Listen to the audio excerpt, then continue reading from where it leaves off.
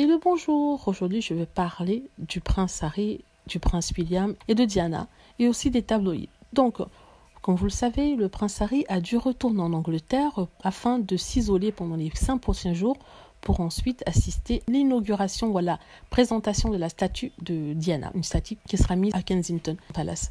Alors, donc, on parle aujourd'hui de Diana, pourquoi? Parce que depuis quelque temps dans les journaux anglais, on ne parle que d'elle. On parle de façon assez difficile parce qu'il parle des derniers moments de sa vie.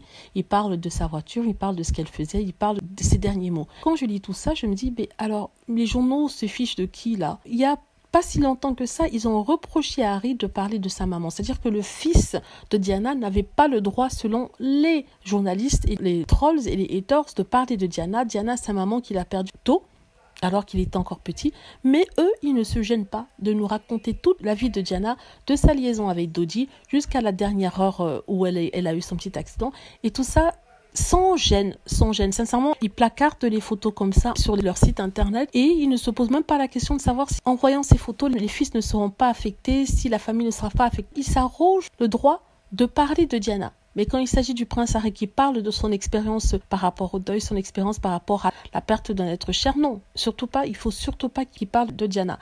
Alors moi j'appelle ça du double standard.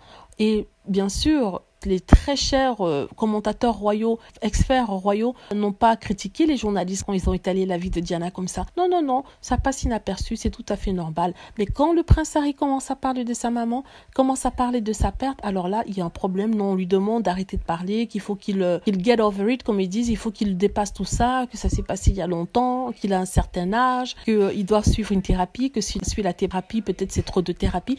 En fait, quoi qu'il fasse, il n'est pas gagnant. Il y a encore eu de polémiques par rapport au certificat de naissance de sa fille, mais bon, ça c'est pour une autre vidéo. Mais sincèrement, ça n'en finit pas. Des critiques et des critiques, des critiques, et souvent même bien idiotes, comme celle dont j'ai parlé dernièrement, c'est-à-dire sur le fait que Charles l'ait payé ou ne l'ait pas payé. En tout cas, vraiment, c'est prenant. De toute façon, je voulais vous dire en fait que, premièrement, les tabloïds sont hypocrites de parler de Diana, de parler de sa vie, de parler de ses histoires de cœur, et ensuite taper sur Harry pour dire que voilà, il faut qu'il grandisse et mûrisse et devienne un peu plus mature, qu'ils ne doivent plus parler de sa maman. Et deuxièmement, je voulais parler de l'inauguration de la statue de Diana qui aurait eu 60 ans le même 1er juillet 2021. Voilà, dites-moi ce que vous pensez, j'espère que vous avez aimé la vidéo. N'hésitez pas à cliquer sur like si c'est le cas, à vous abonner pour plus de vidéos et à cliquer sur la petite cloche afin d'être averti lorsque je poste une nouvelle vidéo. Merci.